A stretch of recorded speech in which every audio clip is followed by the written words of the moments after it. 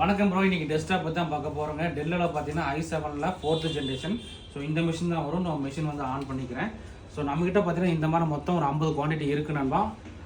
இதில் பார்த்தீங்கன்னா நமக்கு டெல் மிஷின் வந்துடும். ப்ளஸ் வந்து ஹெச்பியில் வந்து ஃபுல் ஹெச்டி மானிட்ரு 22 இன்ச் மானிட்டரோட வருதுங்க. ஸோ இப்போ நான் மிஷின் வந்து ஆன் பண்ணியிருக்கோம். உங்களுக்கு எந்த அளவுக்கு பூட்டிங் ஸ்பீடாக இருக்குன்னு பாருங்கள். ஸோ பாருங்கள், மிஷின் வந்து ஆன் ஆயிடுச்சு. ஸோ நல்லாவே ஸ்பீடாக இருக்குங்க. ஸோ இதில் கான்ஃபிகரேஷன் என்னென்னு காட்டுறேன் பாருங்கள். ஸோ கான்ஃபிகரேஷன் பார்த்தீங்கன்னா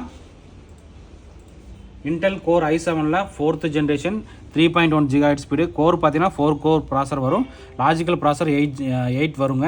ரேம் பார்த்தீங்கன்னா இதில் வந்து 16 GB ரேம் இருக்குது. இதில் வந்து நம்ம 32 GB வரைக்கும் போட்டுக்கலாம். ப்ளஸ் வந்து SSD பார்த்தீங்கன்னா 256 GB SSD இருக்குது. இதில் RAM SSD plus hard disk போகிறதா நம்ம அப்கிரேட் பண்ணிக்கலாங்க.